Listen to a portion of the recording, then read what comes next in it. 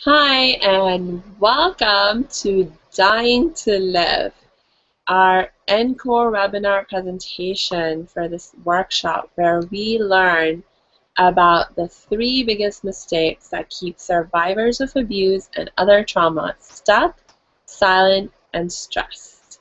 My name is Samia, and I'm your happiness expert. And I am Tenisha, and I am your thriving expert. So thank you so much for joining us. We're so excited to have you today. And we have a really content-rich session prepared for you. So be ready to take lots of notes on the tips, tricks, and techniques that we'll be sharing with you that will help you to stop suffering and start living now. If you have any questions throughout the time, throughout the webinar, you can actually post them on our Facebook page that we'll be keeping an eye on for your questions. If you look at the bottom of your screen, on the window where you're watching us right now, you'll see the link to the Facebook page. It's basically facebook.com/dying-to-live-community. You can also contact either one of us directly via email. And we are going to post in just a second our email addresses so you can easily contact us with any questions you don't want to address right now, right here. All right, so we will begin with sharing our stories with you. Just to give you a little bit of understanding of who we are, where we're coming from, and why you should even take us seriously. So Tanisha, I would love for you to share your story first. Well, good evening to all of you. Let's see, where do I want to start? Well, the first thing is that I am a young woman, but I've been a mother for 24 years. I am a grandmother. I had my first child when I was 13 years old. I am a survivor of multiple forms of abuse.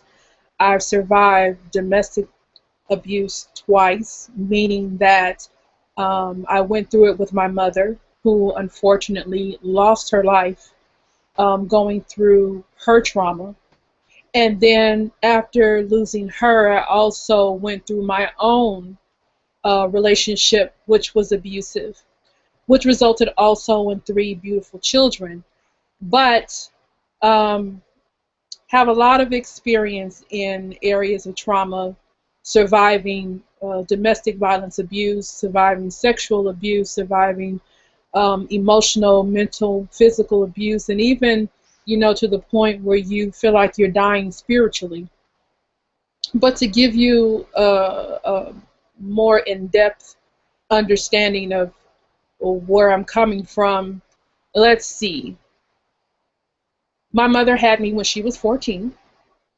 And I had my son when I was 13. Ultimately, when you become a mother, you are the person that's supposed to be responsible for your child. You're the caregiver, you're the nurturer, you're the one that teaches, disciplines, all of that. And for the roles between my mother and myself, it almost felt like I became her caregiver. So I had to step up at a very young age, and I had to learn how to take care of a household, get my sisters and brothers, to and from school, homework done, house chores done, cooking, doing things, because a lot of times she was physically beaten up and emotionally torn and isolated, and so therefore she wasn't able to be a mother to myself and my siblings, which again forced me to step up at a very early age. And I can remember starting this role from the age of 5 on up. And so between the ages of 5 and 11, kind of being a mother to my in a household that was filled with violence, I eventually met a young man who was 6 years older than myself, and he and I started a relationship. The interesting thing about this particular relationship, with him being 6 years my senior, was the fact that, of course, this is a statutory rape case. And this was a young man that actually went to my mother and he asked her permission to date me. Um, Of course, my mother is not here to elaborate or even to go and think back to help me to understand why she gave her permission. But I can only say, in going through everything that I've been through, that if she were here, I believe that she gave him permission, not so much out of fear, but I knew that she couldn't take me under her wing. She couldn't protect me the way she wanted to when she felt like he could. So I remember coming in on the end of the conversation with her saying to him, take care of my baby. And he vowed that he would do that. And so in the midst of that, you know, started dating him at 11, um, became sexually active within like 6 months to a year of my involvement with him, becoming pregnant at 13, or actually before having my first son at 13. Then having my second child around just before I turned 15, which is also the year that I lost my mother. My mother was murdered by her husband about 2 months before I had my second son. And then we fast forward 2.5 years later, I'm 17 years old, and now I have a third child. So when you think about teen dating violence, you think about teen pregnancy, you know, the average young lady only has one child around between the ages of 16 and 18 years old. I had three. And all of my dreams of being a dancer and being a singer and even being a lawyer felt like they just went out of the window. And so I instantly became a mother, and since I became a housewife, a common law wife, a 9-year relationship that was abusive. Trying to find myself, low self-esteem, moments feeling like I wanted to commit suicide, but I was too scared to actually carry out something like that, believing that there was nothing else for me. And then a light bulb came on. And around 18 years old, I got my first apartment. And so now it's okay, I need to go back and get my GED. So I went back and I eventually got that. I tried to join an organization to become a mentor. Of course, was not ready. I was still in the middle of my situation. And then years went by, I got out of that abusive relationship. I got involved in several others that were not very healthy. They were better than the one that I had been in. But again, you know, at this stage in your life, when you have low self-esteem, you tend to pick the wrong men, and to feeling like there are certain behaviors that you deserve to put up with. And so I would say from between ages 21 to perhaps like 35 or maybe even 34, that was my transition, my journey into finding myself. Some moments I felt like they were by accident, but I know that it was God's purpose. And so I said all that to say that eventually got out of my situation. Yes, I was in other unhealthy relationships, but I ended up going back to school. I ended up getting a job that pushed me to go to school, so I ended up getting a certificate. And that certificate turned into an associate's degree, and that associate's degree turned into a bachelor's degree. And so over a period of maybe 7 or 8 years, I spent in and out of college and trying to raise my children and trying to figure out what was going to fulfill me, even in those moments where I felt like I wasn't doing enough. And then I had a devastating moment in my life where I felt like everything I had accomplished, even after my undergrad school and becoming a civil serviceman for the state of California, I lost all of those things again. And then it was the helplessness and the hopelessness of trying to figure out, okay, where do I go from here? Because I felt like I had made it in life. And here was my opportunity to go back and revisit those moments where I wanted to be a mentor, where I wanted to give back to my community, my moments to find myself and finally put forth the effort to say, okay, it's time to repair that brokenness so I can in a healthy manner give back. And for the last 5 years, I've been on that journey. And I've been kind of pushed into this arena, but I'm now embracing and accepting the calling that I've had on my life. All of these years, the journey and things that I have survived has brought me to that point where now I'm not just surviving, I'm no longer a victim. I'm a survivor, but now I'm thriving. And because of all of those experiences, now it's my opportunity and my responsibility to share that of which I've learned with you. Mm-hmm. Yeah. So, your story, there's so many highs and lows, and Mm-hmm. there's a lot of intensity to it. But, you know, highlight is when Tenisha talks about being a thriver now. What we mean by it is that, you are not just coping with the trauma that you went through, right? You're actually able to be happy now. Yes. And you're able to look back at what you experienced and say, you know what? That made me stronger. Has made me a better person, a more compassionate person, and I've learned and grown as a result of it. And it's like I'm in a good place now, but you know what? I'm going to be in an even better place tomorrow. So you have that sense of hope and expectation of things getting even better. So that's thriving, and I just feel so honored to know you, Tanisha. And likewise.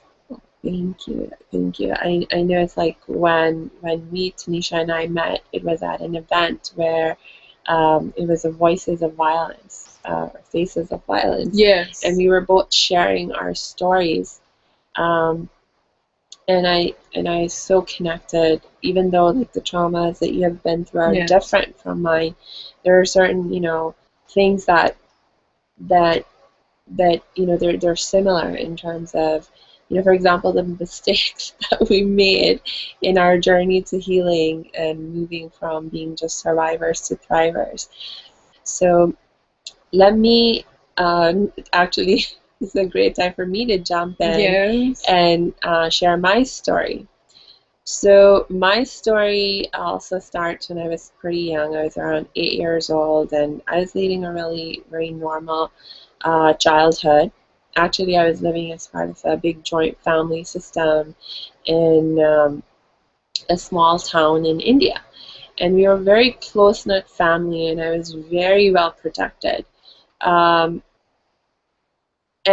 really, the only things I really remember caring about at that time in my life were having fun with my cousins and eating lots of good food. Yes.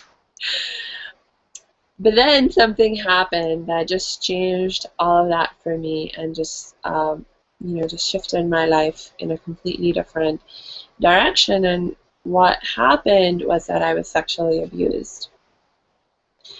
And from at 8 years old, being sexually abused, like I didn't even know actually what had happened to me. I didn't even know what to call it, how to describe it. Yes. And as protected as I had been in my loving family, I had never even heard of such things happening. I'd never seen these things happening, not even in the media or on TV. So I literally felt like I was the only one going through something like this, and I had no idea how to help myself. And there was just such a confusing mix of emotions. On the one hand, there was a part of me that knew there was something very wrong with what was going on. But there was another part of me that felt guilty and ashamed. And I thought, well, maybe I did something to bring this on myself. And so in the midst of all of that confusion and trauma, I got silenced, and I was not able to tell anyone about what had happened. And this silence continued for several years. I was actually not the first time I actually told anyone about what had happened. I was already about 20 years old. So in the meanwhile, the 12 years or so of silent struggle, those were the most difficult times of my life. And I'll talk more about what made them so difficult when we actually start talking about the three big mistakes, right? Because making those three big mistakes had a lot to do with why it was so difficult for me to break that silence and to progress on my path of healing. But one of the things that did happen in that period of time is that, like Tenisha also shared, is that even though like I felt really lost, like looking back at things now, I can say, you know what, I was actually being guided by a merciful God, a divine presence, or whatever you want to call it. There was something out there, that was helping me and guiding me. And so my first big breakthrough towards healing came when I was around 14, almost 15 years old, and I happened to pick up a magazine, and it had an article on child sexual abuse. And reading that article, whoa, just like not only light bulbs lit in my head, because that was the first time I was like, oh, this is what happened to me. There's a name to it, and I'm not alone. I'm not the only one who has experienced something like this. And even more importantly, it gave me hope, because it was like, oh, you know what? There's actually help out there. People actually know how to deal with these kinds of things and help you get out of it. But so even as this light bulb went on in my life, in my mind, and it gave me hope for healing and getting help, I was still, the fear that I had and the shame and the guilt that were keeping me silent were still much stronger. So it still took me several more years to actually be able to approach someone else to get the help and healing. But that first piece of education was a huge breakthrough. And it motivated me to start doing what I could to help myself. And at that time I was like, okay, let me find other books and other sources of information, where I can start to learn more about how to help myself and heal myself. So even if I can't go tell anyone else. So in my 14-year-old mind, because that article had been written by a psychologist, said to itself, oh, you know what? I will become a psychologist. That way I will be able to learn everything I need to learn to like heal myself and help myself, and that's how I mean to do it. So I made a commitment to like become a psychologist and study psychology. So I started down that path, and the amazing thing is that I've moved around a lot, and at that particular point in time I was living in Pakistan, and over there to get an education in psychology, I mean, it's like not a very common thing at all. I mean, just the idea of psychologists and therapists is like a foreign idea. So, it wasn't something that was like really easy for me to do. But again, it's like these pathways open up, these windows of hope, open up for you. And I actually ended up moving to a new school that was a British system school, and they did offer classes in psychology. It was like really amazing. So anyway, and again, that education, that what I started to learn really helped me to keep moving forward. Just in the interest of time, I mean, to speed things up and and say that so it took me like maybe another good, I don't know, 10 plus years, but finally, I got to a place where, like Tenisha, was able to say, oh, you know what, I'm no longer a victim, I'm a survivor. And actually, not only am I surviving now, but I'm actually starting to thrive. And at some point during that process, I was able to shift my focus from myself and my need and my desperate search for inner peace to saying, you know what, I want to share what I have learned Mm-hmm. in my journey of healing and growing. And I want to share that with other people, Yes. other survivors, and so that they don't have to struggle as much as I did. And so that is what led me to becoming the happiness expert that I am now and doing this work that Tenisha and I are doing together right now. So that, I think, is enough about us. And let's talk about you. So in talking about you, let's just jump straight into mistake number one, that prevent or that keep us stuck, silent, and stressed. So as we move into mistake number one, we come to that crossroad where we all have our moments where we have trouble taking responsibility for things. And a lot of times when you have trouble taking responsibility for things, your focus is more so on the other person. You're so busy reacting, you become out of control, you can't really see the bigger picture. And our emotions take control of us, and we do these things out of fear.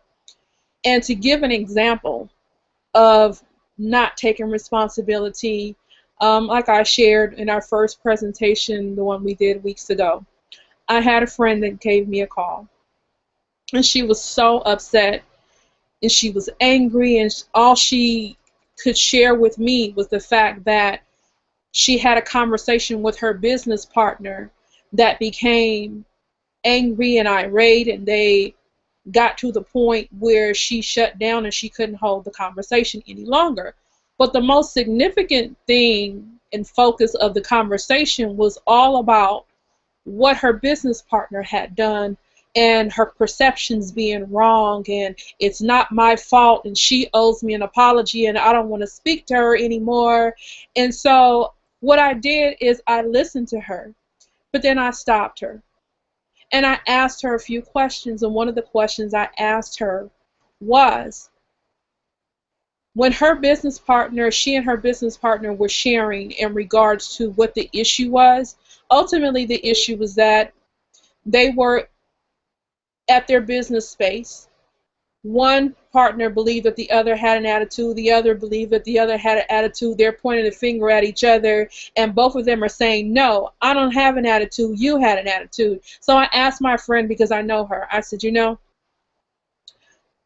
did you have an attitude? She says, no. I said, are you sure? She says, I'm positive. I said, wait a minute. Were you angry or upset with her about anything? She says, well, I was. I said, what was that about? She says, well, she doesn't have respect for time. She doesn't do things in a decent, orderly way. She doesn't follow through. And I'm just so upset about this. And I said, well, when she pointed out that you had an attitude, or when she asked you what the problem was, why were you not honest, not only with yourself, but why were you not also honest with her? That in itself, when you can't be honest enough to express how you feel, that's not taking responsibility. And that's where she demonstrated that it was all about her friend and not her. She went into reaction mode. She lost control of everything, her emotions. And, fear just set in where she felt like she wasn't going to get what she wanted. So she shut down. And I'll let Samia go into the solution part in how we would rework that scenario in a manner that it would work for you should you get into a situation like that. Mm-hmm. So again, the first mistake that we're talking about right now is that we don't take responsibility, right? So the solution is simple. Take responsibility. But look, here's one of the things that keeps us from taking responsibility. Oftentimes, it's the way we think about taking responsibility, it's all about blame and judgment. No one wants to be blamed, and no one wants to be judged. So we don't want to take responsibility. Instead, we try to shift the responsibility onto the other person, right? So let's switch our perspective on what it means to take responsibility. Let's look at a new definition. So this is a definition that I learned from Marshall Rosenberg, who is the father of nonviolent communication. And he says that to be responsible is simply to recognize that you are always response-able, meaning able to respond to whatever the situation or circumstances, right? Taking responsibility is just to recognize that you are response-able in that situation.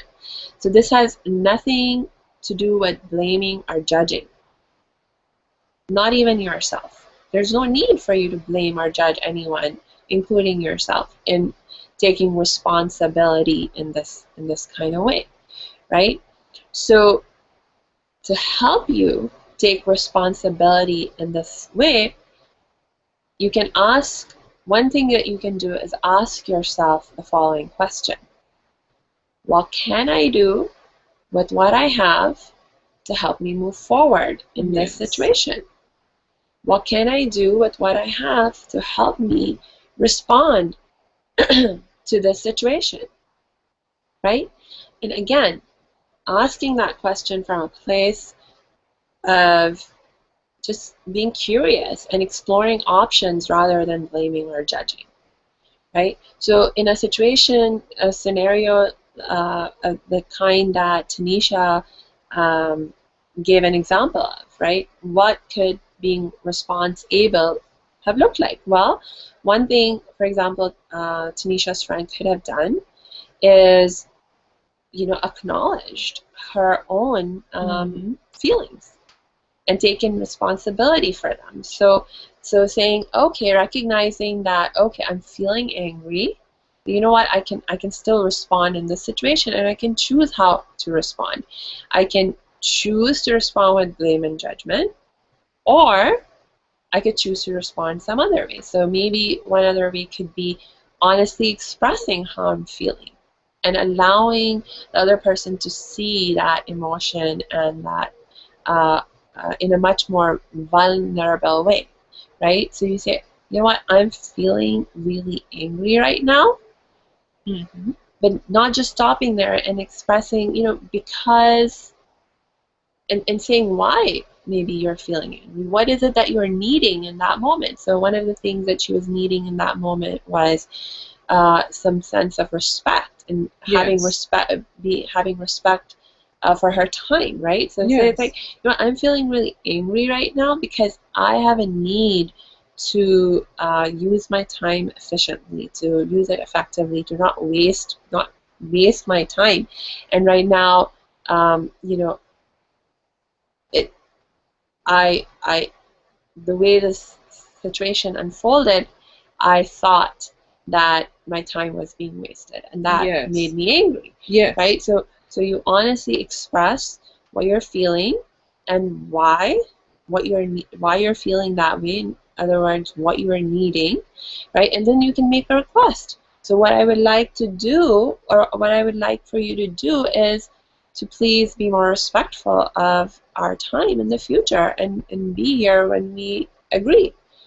Yeah, and then one of the scenarios that I wanted to bring forth in this also is that one of our participants in our first workshop that we did before this one, she brought up a very key point. And what she said was, sometimes you don't know what you're angry about. How many of you have actually became angry and you just don't know why you're angry or you're emotional?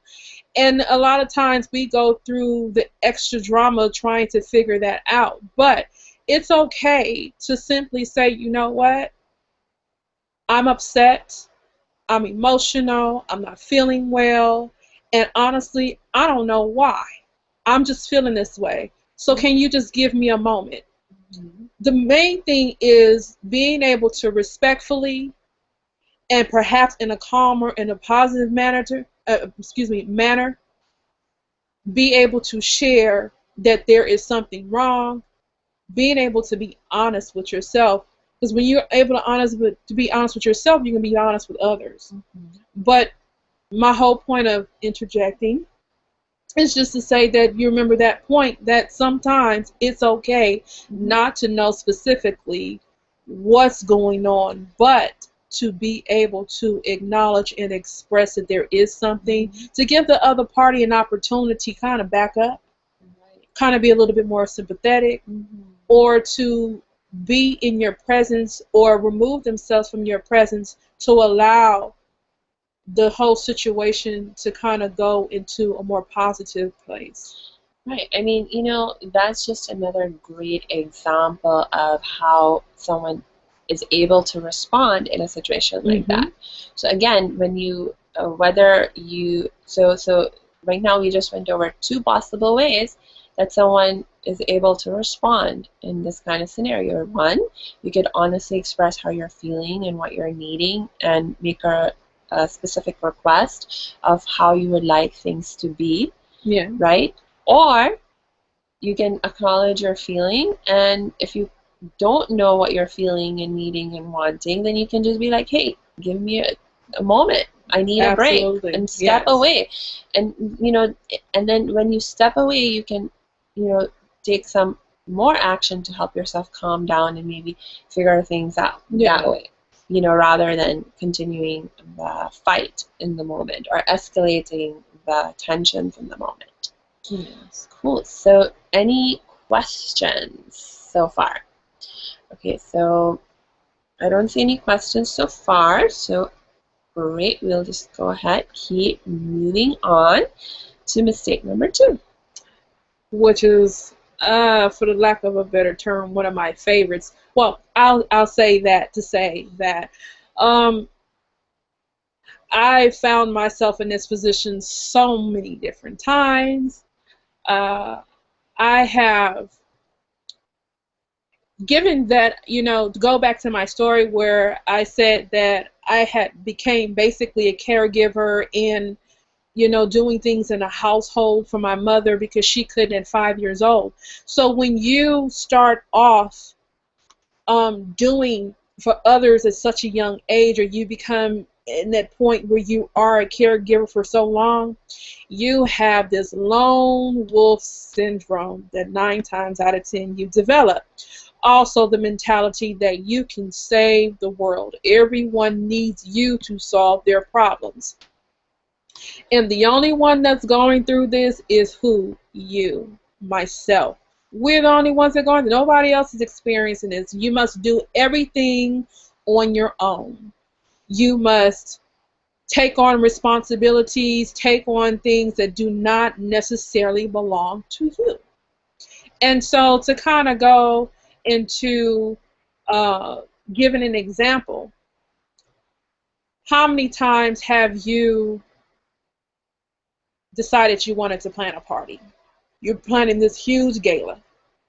And to plan something on that level, there are a lot of things that need to be done, a lot of responsibilities that need to be delegated to multiple people. You need a planner maybe for the food. You need someone for the decorations. You may need someone for the seating chart. You may need someone for the invitations. You may need someone for maybe 5 or 6 different jobs. And so a lot of times we may delegate these responsibilities to other people. However, when you have this I can save the world lone wolf syndrome, what happens? Sometimes you don't trust that person to do the job that you gave them. And so what do? You either end up beating them at completing the job, or you end up going behind them and redoing the job. Either way it goes, you're taking on more than you should have to, burning yourself out, and at the end, when you have no energy or no positive energy to give, what are you doing now? You're blaming everyone and you're the victim. And we have to stop that. When we go back to the first mistake in terms of responsibility, taking responsibility, one of the things that I had to understand is if I'm going to give something to someone, I have to trust that they're going to do it. And so, in saying that, we're going to go into the solution part with Samia to take it further to help you to understand what you can do about having that lone wolf mentality. Right. I mean, both Tenisha and I, we're laughing because this is such a huge mistake, and we both made it. And I know, like for me, this has been like this has been like the mistake that held me back from my healing the longest. Just slow me down to a crawl. Those 12 years when I was struggling on my own. And I got, the relief that I experienced the very first time I told someone about what had happened and allowed them to help me, even just by listening to what I had to say in an empathetic, compassionate way. I mean, I walked out of that conversation like feeling like I was floating on air, and like this big black burden had just like lifted off my very soul. So, and that's where the solution is. Like, we have not been made to function alone. We are naturally social creatures. You know why this is called the lone wolf syndrome is because wolves are natural pack animals, like humans are, right? So we're not meant to function alone. It's really, really difficult for us to survive on our own. Actually, next to impossible, right? So we need other people around us for help and support, to love us, to care for us, and for us to love and care for other people. These are basic, essential human needs. But, especially as survivors of abuse or other trauma, a lot of times we develop a lot of issues around being able to trust other people, and needing to control things, because that's how we feel like we're going to stay safe. It's like, if I can control everything that's going on, then I can be safe. But the fact of the matter is that, we cannot control everything. It's just not humanly possible. So the solution is that we have to sort of act in the face of our fear. We have to act in spite of our fear, and that takes courage. That takes courage. So the solution here is acting with courage, acting in spite of the fear, right? And this is something that you can only get done through practice, that you can only learn through practice. There is no other option. It's like, no matter how much you read, or learn by listening to others about how to swim or how to bike, ultimately, if you want to bike, if you want to swim, you have to jump in the pool or jump on the bike and struggle through the process of actually engaging in that action. And you may fall in the process and hurt yourself on many occasions before you learn how to float or gain your balance on the bike, or whatever your situation or scenario is. In this case, we have to just learn to act in spite of our fears and trust other people. It do work. Now, we're not talking about blindly trusting other people.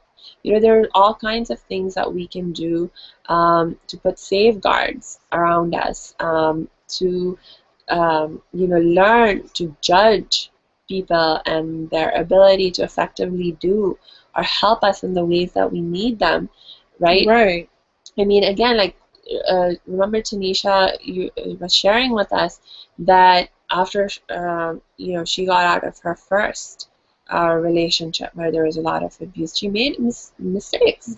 Absolutely. In future relationships as well. But the thing was, she learned from those mistakes. She could have just given up. There are people we know who give up, who say, you know what, I can't go on, I can't take it anymore. And we know people who literally take their lives because they're not able to maintain the hope, and they're not able to act in spite of the fears that they have, to take different kinds of action, to do things that they have not done before, because that's ultimately what it comes down to, is that if you keep doing the same old things, you're going to get the same old results. So to act with courage, you have to go down a new path, try something new, and that's scary. So and there's no other solution to this other than to just act in spite of the fear and learn from the mistakes and go through that process. I mean, you at some point, you're going to have to fail enough to know what works and what doesn't work in order to succeed. You have to acknowledge what's before you. Be willing to face your own truth. And once you can face your own truth, that opens up the door to so much. Also, trusting your instincts and understanding, too, that it's okay to know when you can't entrust something, especially something delicate or important to someone else, and also knowing when you can. You would not give a task, or we should not give a task to someone that you know is a procrastinator, is going to drop the ball, that's not going to take care of it. Because ultimately, again, what does it do? It puts you back in a position where you'll end up taking on the responsibility. You'll end up acting alone. You'll end up being resentful. They'll be the predator, you'll be the victim, and now you have a big old mess. Part of being able to move forward is recognizing who you can and who you can't incorporate in your circle of trust, who you can look to for support, who's really going to step out on faith with you and get the job done, so you don't have to go back into the situation and try to repair it yourself. That's right. And part of enacting the solution to the lone wolf syndrome mistake is to recognize that we don't have to figure all this out on our own, right? I mean, that actually sometimes can be the most difficult thing that keeps tripping us up, is that we try to figure everything out on ourselves. One way we can really make things easier for ourselves and speed up and accelerate our process is by looking to other people who have been through what we are going through, who have accomplished what we want to accomplish, and learning from their experience, learning from their wisdom, right? Wisdom is applied knowledge. Wisdom is what you get through actually practicing life, right? So it's not just someone who knows the theory. It's someone who has actually lived it. So this is part of what we are so passionate about. It's like we actually made a lot of mistakes and we learned from them, and now we're here to share what we have learned so that you don't have to make those mistakes. You can learn from our experience. So this is also a huge part to how we effectively apply the solution. And really, like I was sharing with you with my story as well, like when I started consuming the education about how to heal, that's kind of like what I was doing. I was learning from experts, learning from people who knew what they were doing. And so over time, it took me a while to gather up the courage to actually take the actions that I learned about. But imagine if I had not been able to get that education, I wouldn't even have known what to do, and I might have ended up tripping up and suffering for a much longer period of time, which I can totally identify with, because where our stories are parallel, in some areas. I was a victim of molestation myself.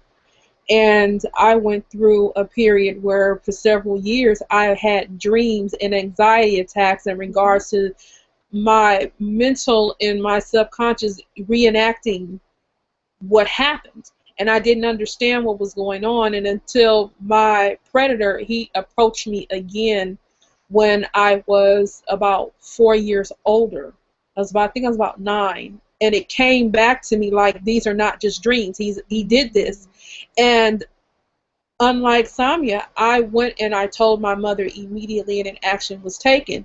But so the difference is that she stayed silent for a long time because she didn't understand. I didn't either, but I spoke out sooner. But then she got education along the way that helped her process where I didn't. I went through so many different trial and errors and heartaches and abuse to get to that point to understand that I need counseling, that I do need to seek help, that this is what's been happening. Mm-hmm. But all in all, I want to simply say this. Even when you're reaching out to other people, even when you are receiving advice, even when you're reading a book, you're watching TV, you're having personal interaction, I recognize that a lot of times we don't know what to do with information, or we don't know how to take it, but ultimately at some point we all have choices. I want you to recognize that when you choose to take wisdom from someone else, when you choose to take advice from someone else, when you choose to move and to react or to demonstrate certain behaviors that you as an adult are self-conscious of, these are your choices. Own them. Take responsibility. Know that the outcomes belong to you. They don't belong to other people. They belong to you. It's okay to make a mistake. Just be careful in the mistakes that you make. You're not alone. You have Samia, you have myself, and you have a world of other women and even men that have suffered through depression, that have suffered in silence of abuse, that have suffered loneliness, low self-esteem, you can name it, we've all suffered. And now this is a foundation in an arena that we created so we can come together, so you don't have to be alone. You don't have to take it all on by yourself. You can go out there and you can swim, you can ride that bike, you can do whatever you need to do and have a support system that's going to be with you when you fall or you sink. Mm-hmm. And so now we go on to our last mistake. Now let me just do a quick check on if you have any questions. Okay, nope, all clear. All right, so mistake number 3. Now, just talking about this a little bit. We don't educate ourselves about the healing process. Again, I was a young woman. I did not know where to go, where to begin. You know, you're at school. How many of you have been in elementary and you took a sex education class? You know, you took that paper home and your parents had to sign that you were able to watch this movie about maybe childbirthing. I don't even remember. How many times you've been in junior high school and you may have had sex education. There are certain things that have been brought to our attention, you know, as we grow up through academics. But outside of that, up until the last 10, maybe 15 years, there wasn't a lot of public service announcements. There wasn't a lot of advertisement on TV talking about the importance of parents communicating with their children. They weren't putting out books or articles or different things to educate us on our bodies, or where can we go to learn about this, or who do we go to talk to. Many times you felt uncomfortable going to an adult to talk to them about anything concerning sex or depression, if you even knew what depression was. But now we're in an era where everything is at our disposal. You know, at our disposal. It's at our fingertips, our cell phones. You can Google anything, and just about anything comes up. Education is so important, and we make the mistake of not seeking knowledge outside of our situation.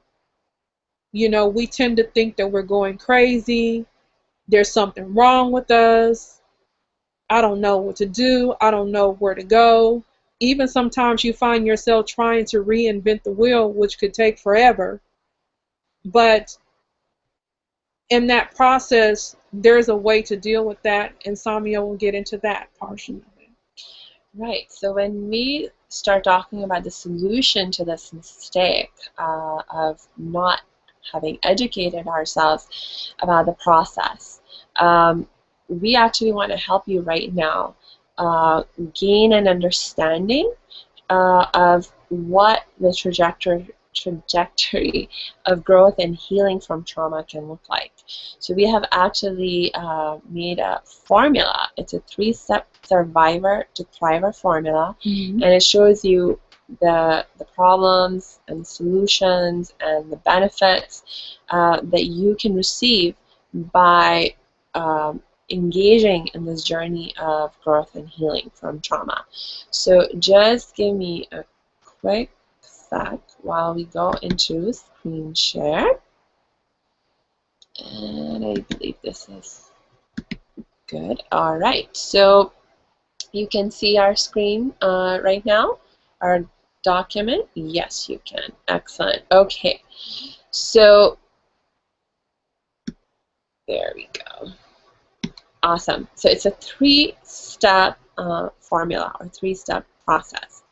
The first step is stop it. We're talking about stopping the hurt and the struggle, the confusion, right? Because at this, maybe you've just been through the trauma, or you're still in the stage where, you are really struggling to cope with it. So you're hurting and you're confused about how to help yourself, right? So the solution here is to stop the hurt and the fear and the confusion through developing your awareness, right? That's where part of the education comes in. And also by practicing forgiveness. Now, I don't want you to freak out when you hear me talk about practicing forgiveness. I'm not saying, when we talk about forgiveness, we're just talking about making a decision to let go of the anger and the other negative emotions, the hurt, that are, burdening our soul, that are burning us, right? There is a saying that holding on to anger is like holding on to a burning piece of coal and expecting or hoping or wishing that the other person burns. So you have to be willing to drop that burning piece of coal, not for that other person, but for yourself, right? And look, dealing with the other person, if there's been injustice done, getting on a path to receiving justice, that's a whole process on its own, and we can deal with that separately. But first and foremost, we have to let go of that burning piece of coal for our own self, so that we stop burning. And then what happens is that we can shift our focus from that pain, from that hurt, from that burning to, okay, what can I do to help myself, right? So when you do that, you're able to achieve self-acceptance and begin to experience inner peace. Now, if you were to work with us, in the way that we work with our clients, some of the things that we do to help people go through this step is reflective dialogue, writing, again, a lot of education, and we actually have a forgiveness process, a step-by-step process that we take our clients to help them to begin to release that negativity, to drop that piece of burning coal, so that they can begin to achieve more self-acceptance and inner peace. Tenisha, would you like to talk about step 2, which is fix it? So when you talk about fixing something, automatically I go into using my hammer, my tools, construction. And one of the things that I talk about in one of my previous workshops was identifying the problem, deconstructing, reconstructing, and then reintroducing. Because the problem is that when you're in a situation, you're full of doubt, fear. It makes it difficult for you to change anything. You're constantly blaming. You're always analyzing and going over the circumstances and feeling frustrated and out of control. Those are the things that paralyze you from being able to really fix a situation. But when you want to go into solution mode, you learn about how to take back your power and control, learn to take charge of your own healing and happiness. And to give you an example of doing that, I talked a little bit about the fact that I've been in and out of unhealthy relationships, most of which were not as bad as the first relationship that I was, where I was actually being beaten on top of emotional and verbal abuse. But at some point in my life, I had to try to figure out, like, Tenisha, why are you attracting men like this? And so I had to actually take a moment and I had to write down every person that I had been in a relationship with. And I just really started finding the commonalities in each of them, looking for a pattern. Once you take the time to really look at the patterns, really, I can't stress to you enough about being honest with yourself. It is very true. The truth hurts. But once you have the courage to face that truth, to seriously look yourself in the mirror and not look just at your reflection, but look beyond that reflection and learn from the inside out who you are, so you can begin to tear down those walls, so you can begin to set a foundation and start rebuilding on that foundation, so you can reintroduce the new structure. That in itself gives you the transitional benefit of becoming empowered, becoming more confident, and ready to go out there and pick and choose and make choices that are more successful and beneficial and healthy for your lifestyle that you want to lead. And that's where the life skills training comes in at. That's where we're here, to give you step-by-step tools in order to learn how to deal with whatever it is that you need to identify, that you need to tear down, rebuild, and reintroduce, because we all deserve to live authentically. But if we can't go and fix it, then we can't move forward. And that's where we come to our last step. And once identifying it, fixing it, then now we need to take it and grow it. That's right. I love the grow it stage, because this is really when we're able to begin to thrive and introduce that element of thriving in our life, right? Because now we have stopped the hurt, we have fixed a lot of the damage, and now we are ready to grow beyond it, right?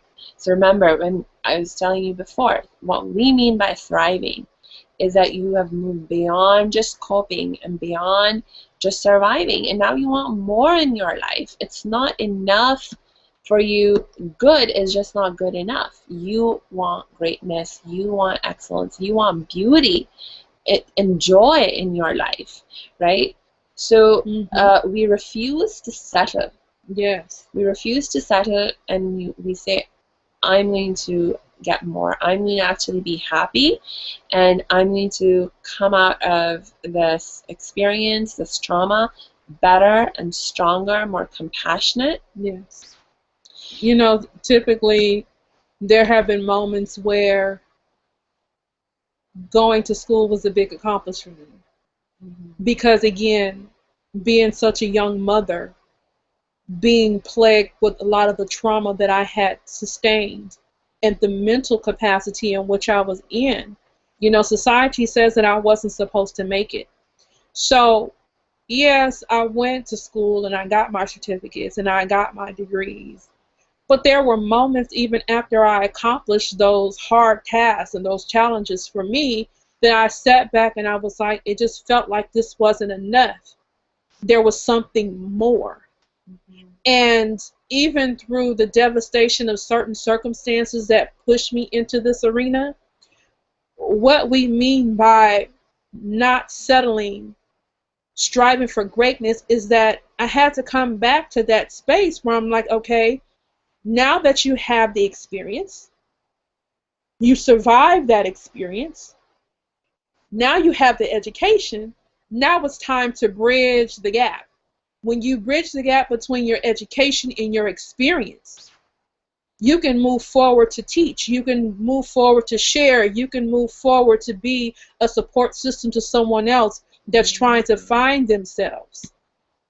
That is where you get into your passion. That's where you can begin to thrive, living beyond the basics, living beyond, okay, I just accomplished this, but now what is my purpose? Where is it going to take it? And looking at the legacy that this can leave behind even when you're not here. Leadership, developing self, both personally and professionally. To know who you are is one of the greatest gifts that you can ever possess. Because when you don't know who you are, when you don't know what you like and what you don't like, you can't begin to set boundaries. You can't begin to make positive choices that are going to reflect a positive outcome. You can't begin to see beyond the pain because you're stuck in it. And we want to get to a point where you are finally finding inner peace. You're finding joy. You're finding energy to do the things that you thought either you had at once and you lost, or you never, discovered, and now you want to discover. It's all right here. Stopping it, fixing it, growing it. Moving, working, living with passion and with purpose. That's right.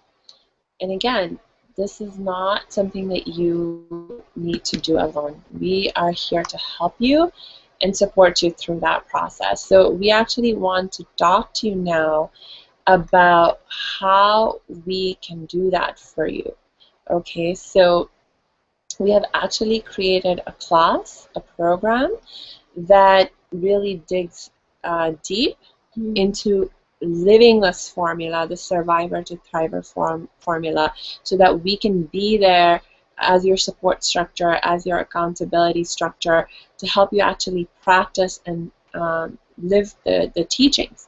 Remember how I was sharing, it's like for so many years I started consuming education and learning about how to help myself heal, but until I took the action, I saw very limited results, right? So it's all about taking action. It's all about, acting in spite of our fear, acting with courage, so, but doing it alone, again, makes it tremendously difficult. So we don't want you to go through it. So we have created this class, and we want to tell you take some time right now and tell you about it so that you can join us in the process, okay? So here we go. Discover the proven 3-step survivor to thriver formula that has guided survivors of abuse and other trauma to stop suffering and start living, right? Don't just survive, like really thrive. You absolutely have that potential, and we want to help you through that process. So live the survivor to thriver formula with us. And when you do that, what are some of the results that you can achieve? We've talked about this before. You are able to achieve self-acceptance and inner peace. You are able to develop an empowered mindset. You are able to learn how to create and maintain a positive mood for yourself when you need it. You learn how to become more resilient so you can quickly bounce back when bad things do happen in your life, because they will happen. Yes. Right? You learn how to live with passion and purpose as you heal others and heal yourself. right? So this allows you to then experience more ease and success and accomplishment and self-actualization and progress and meaning and purpose and contribution, all these awesome things in your life, and really, you know, begin to feel more confident and energized and motivated and inspired. Right? Yes. Now on this page, I encourage you to come here, like click on the link under your screen, video screen, and come to this page with us right now. It's academyofthriving.com/survivor to thriver. And you will see that over here throughout the page, I have included different testimonials for you from other clients that we have actually worked with and who have benefited through working with us, through going through this process with us. One of our clients, her name is Hyla, and she's a student and thriver over violence now. And she told me that going through this process, she felt really protected, and it helped her to connect with her passions in life. And she said that, you know, the benefits of going through this process, they don't go away, they really stay with her, right? So again, in this class, in the Survivor to Thriver class, we're literally going to take you through the 3-step Survivor to Thriver formula. We've spent already some time on that, so I won't go over it again. But, you know, again, we have lots more other testimonials. Here's a testimonial from Linda, who's actually also a survivor of domestic violence. And she told me, like, she feels so much more confidence, and her self-esteem is so much better. She said that, I noticed that I don't have negative words coming into my head anymore, and if they do come, she's able to catch them right away. And again, she also shared that, you know, the biggest part is that the tools are a part of her now. They're a part of her lifestyle. They don't go away. Right? And you can click on these links to actually hear their full testimonials from themselves. So we encourage you to, you know, click on this big yellow button right here and register for this class, right? If you have stayed with us all this time, like we're over an hour right now, it means that something about what we've been saying and sharing resonates, you know, and you know, so if we seem like the kind of people that, you know, you could connect with and who could help you, then please just say yes to your own healing and growth and register now. I know some of you may not be quite ready to click register right now because you don't know all the details of what you're saying yes to. So, Tenisha, can you just like maybe just in brief give a quick highlight of our program components? Okay, so we've broken the class, the workshops down into 3 components. And component 1, whether we do it weekly, well, actually, we do it weekly. It's at the Cali Rose, which is in Inglewood, and we'll share a little bit more about the address and how to get there. But this is an in-person class. Now, I love in-person classes because it's nothing like really making a personal connection, really being able to get a feel of the environment.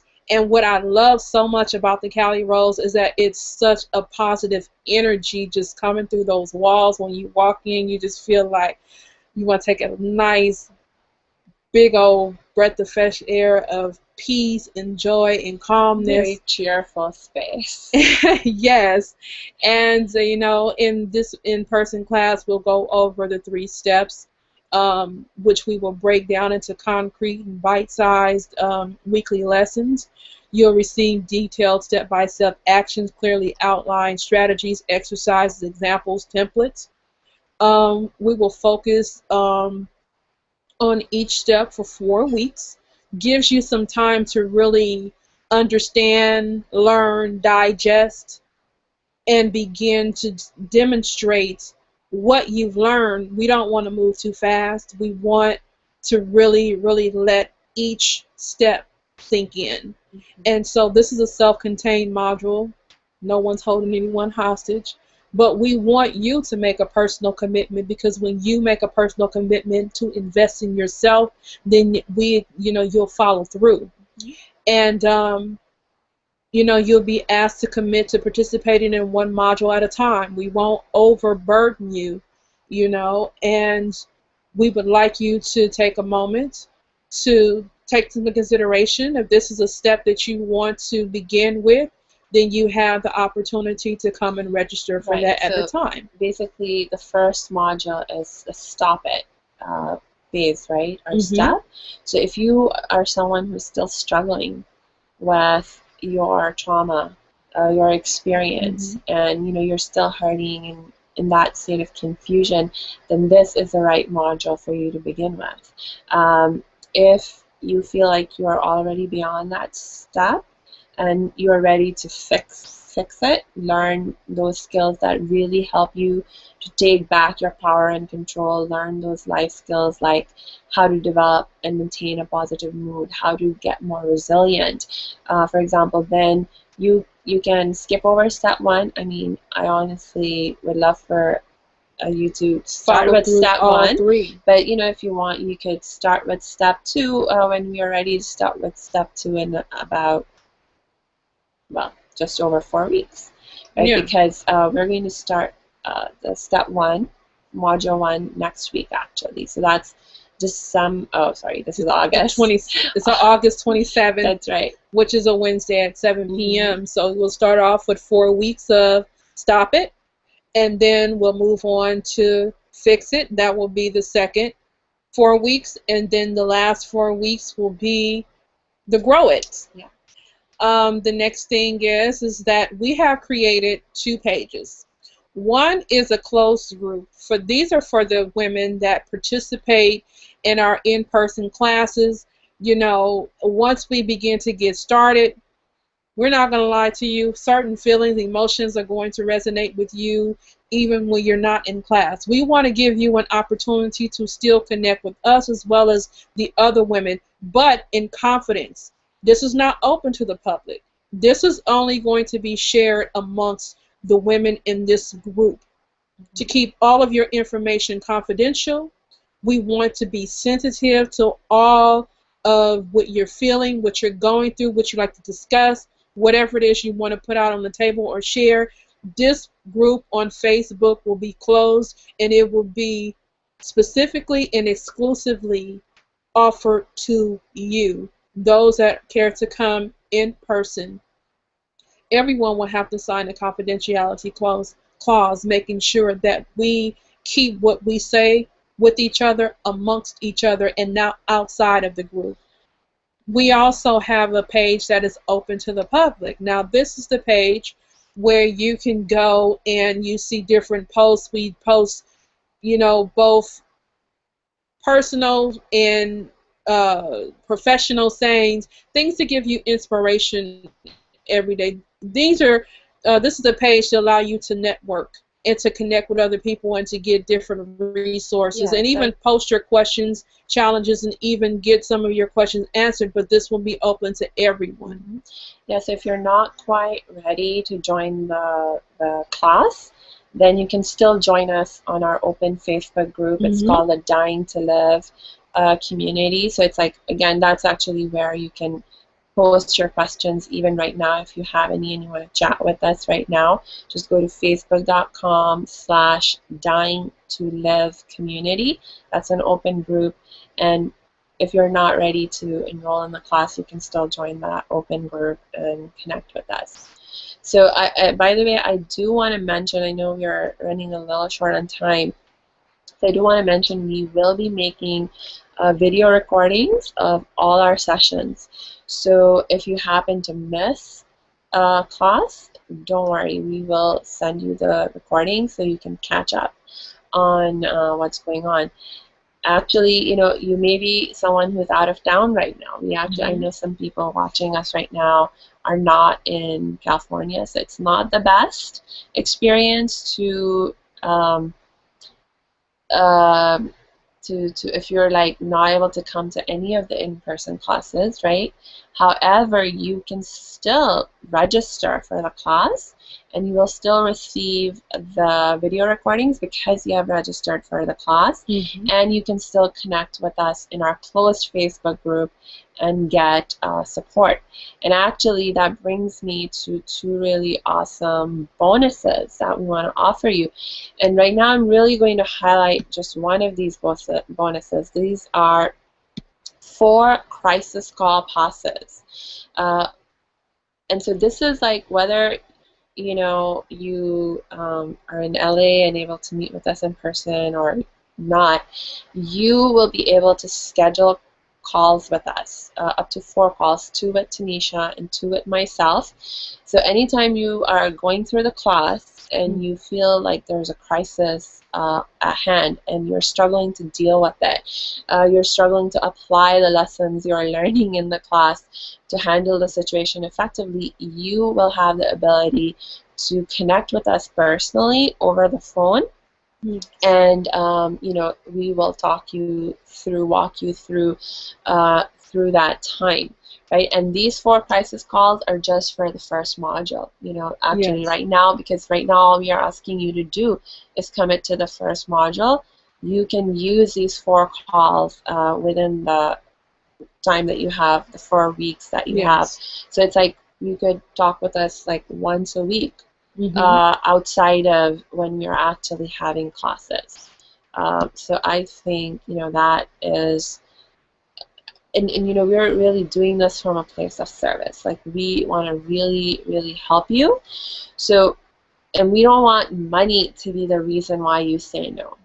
So that is why, while we are encouraging you to invest in yourself, invest in a thriving future for yourselves, we have literally, for a limited time, like, dropped the price rock bottom. So we're only asking you to invest $49 for 4 weeks of classes and all that extra support through Facebook, through the 4 crisis calls with us.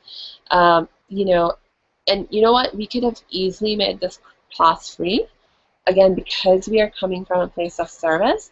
But here's the thing. We know that when people make even a small amount of investment, it just increases their commitment and increases the likelihood of their sticking through the process. So this $49 investment that we are asking you to make is also our gift to you. Right? Yeah, so please, now, again, because we are doing it from a place of service and we don't want money to be the reason why you have to say no to the help that you need, if you are unable to pay even this minimal fee, we have a limited number of scholarships available. To learn more about how you can get a scholarship, contact us. So if you're on this page already, you can just click on this link right here. It'll take you to our contact us page, and you can use that to contact us. I believe we are also in a minute going to post our emails into the chat box on Facebook and also under your video screen. If you are actually watching us through Google+. So that way you can also get our contact information and just connect with us. And oh, by the way, if you register through this page, you will be asked to pay using a credit card. But if that is not convenient for you, if you want to pay using an alternative method like cash or check or PayPal or whatever, just again contact us, let us know, and we're happy to accommodate. And by the way, we have never offered this amazing deal before, and we may never do it again. So take advantage of this offer now and begin your journey with us. In fact, I won't go over all these other details of the program right now, but you can look through everything at your convenience. Again, we have more testimonials here from people who have actually worked with us and how much we have helped. What I do want to highlight for you right now is that we're so committed to this process and we're so confident about what we are offering you.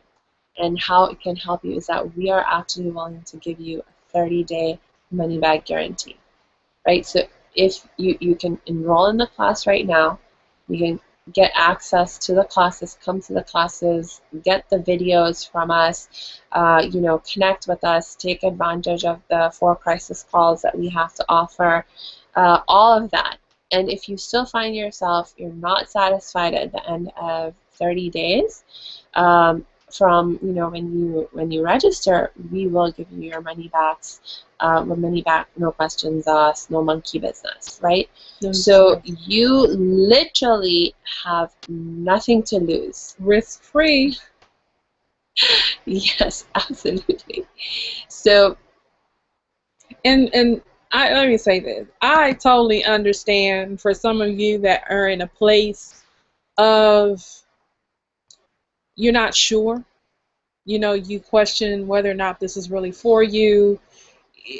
A lot of times we make every excuse in the world. I know I was one of them. I've been to several seminars, I've been to several workshops, and I wanted to be invested, but then sometimes finances was just an issue for me. I don't care if it was only $5, it was an issue. But at some point I had to recognize also how valuable I am. And we go and we spend $5 on a Jamba Juice or a cup of coffee at Starbucks, or we can just go at our leisure and spend money on certain things that we may not need, that's not going to fulfill us in the long run. Maybe it's a temporary fix. I said all that to say that in the midst of your fear, your questions, your curiosity, don't let things that you do have control over be the things that stop you. Don't let excuses prevent you from moving forward. If it's a financial situation, we are here to help. We've been in your position before. If you do have the money and you just question it, invest in you. You are worth so much more and countless amounts than $49. This is a lifetime of tools. This is not just something that you're going to learn for now and then later on it'll be set to the side. We've actually been through these things. We've taken the steps even alone, together, by ourselves, in a community. But it's made a world of difference, and we're here to share it with you because we know how it feels to be stuck. We know how it feels to be stressed. We know how it feels to be silenced and feeling like there's no way out. And most people, I'll say some people, get into that space where they feel like because there's no other alternative that there's no need to be here. Mm-hmm. And that's not true. There is a great need to be here. Mm-hmm. You just have to find your center and your peace to be able to walk in the purpose and the passion that's here and that's destined for you. Yeah. I mean, look, I really do believe that each one of us is alive because there's something that we have to give. There is something unique about us. There's a gift that only we can give to the world. And that's why we're still here. There's actually research, Tenisha, that shows that when people psychologically give up on themselves, on their lives, they begin to get sick. Their bodies, like literally, your brain says, oh, okay, I'm useless. I have nothing more to give. My life has no purpose. And so then your body reacts to that by getting sick. It says, oh, I have nothing to do. I have no purpose. Then what's the point of my trying? And it just gives up on itself. And you become sick to the point that, the mortality rate of people who are depression, who have this kind of severe depression, who are living lives without a sense of meaning and purpose, their mortality rate increases and they die sooner. Mm-hmm. And not only do they die sooner, but the whole time that they're alive in this kind of state of mind, they're miserable. In which you just said, a friend shared with me, which proves exactly what you just said. And just really quickly, what she said to me was that several years ago she was diagnosed with breast cancer.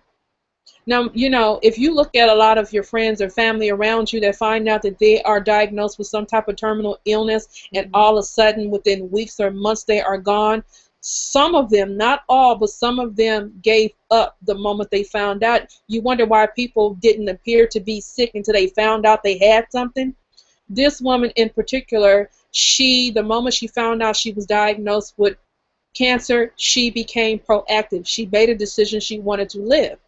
And she started moving in that. She chose her doctor. She chose, you know, everything that she needed in order to survive She took responsibility. Exactly. She didn't go through it alone. She learned how to, you know, what the process of healing and growth was. Yes. Right? And then now she she's took a survivor. action. And she's a survivor. Now she's a survivor. You know, and hopefully thriving too. Yes. She's a cracker.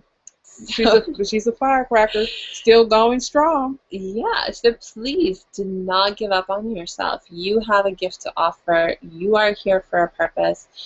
If you're not sure about what your gift is, what your purpose is, that's okay. We can help you discover that, you know, and we can be part of your support and accountability structure so that you actually not only discover it, but begin to live it. Yeah. Right? And you can like live it not only inner peace but beyond inner peace to like actual joy. It's like I for the longest time did not know the difference between inner peace and joy because I had not experienced living with joy, you know, for such a long time. It wasn't until I actually invested in myself. Well, I'd been making many other investments, but this was a particularly scary investment for me, Tenisha, because this was like maybe 3 years ago, where I'd been struggling. I'd been working on myself to achieve inner peace, like totally focused. My life was totally focused on achieving inner peace, and by that time, it had been about 22 years already. And I had come so far, and I had actually accomplished so much inner peace in my life, and I'd already begun to thrive in many ways by that point in time. But I always had this I was living life with this calmness. You know, like my peace was like this calmness. And that was like so great because for a long time that had been missing from my life. But then I met my happiness coach, right? Her name is Dr. Amy, and Dr. Amy is, you know, she's a happiness expert also, and she teaches people how to be happy. And so she was offering a program that was actually a year-long training, and it cost at that time like $10,000. Wow. To go through her training program, and I did not have $10,000. I can tell you that. But I knew that this was a training that I really needed, and I had to say yes in order to help me continue to grow in my healing process and be able to thrive to an even greater degree. And so I said, okay, I'm going to say yes, and then I'm going to figure out how. And what do you know? Like once I said yes, all these amazing kinds of things started to happen, and people started to appear in my life who were willing to help me and support me and you know, making this commitment and keeping this commitment. So, and Dr. Amy herself, you know, made all kinds of, you know, exceptions for me to like make sure that I was able to get started as soon as possible, even while I was trying to figure out the whole money situation. And, you know, just but I had to say yes first. You know, I had to feel afraid, still say yes to the journey, to the process, and then the solutions emerged. So, and you know what? In your case, money is not even an issue. Because first of all we're asking for is $50. And second of all, if you don't have even that $50, like seriously, just contact us and ask us about those scholarships. So you have like no excuse that I can think of. I mean, other than, you know, whatever excuses you might be making, you know, but if you are finding yourself in that place of making excuses and you're saying things like, oh, I just don't have the time, or oh, it's in person and I won't be able to make it, or I don't know, whatever else you think may be holding you back, connect with us. Like, call us, email us, and let us help you figure out the solutions to whatever you think the problem or challenge is that's holding you back from saying yes right now, and just start taking a step forward. And one more thing that I just thought about that I never shared, there is a children's corner at the Cali Rose. So for those of you that have children, and I know sometimes you don't want to bring your children, especially in this type of situation, but for whatever reason, if that is like just one of the things that's really holding you back, we have a nice little children's corner. It has books, it has little tables, chairs, markers, things. So we'll work it out. And there will be someone there to take care of your children. We will work it out. Yeah, we will work it out. We want to be your support system. We want to see you thrive. So we are going above and beyond. We just need you to take the step to commit. That's right. All right. So we are at 8:30. I want to respect everyone's time. A quick check. Do we have any questions? No, I don't see anything. Okay, great. But you still know how to connect with us. So if you do have any questions or comments, just come to our Facebook page. It's an awesome way to connect with us. Facebook.com/dying-to-live-community, or email us directly, and we will get back to you. And in the meanwhile, we wish you lots of peace and joy. Yes. And have an awesome, awesome Wednesday night. Bye. Bye.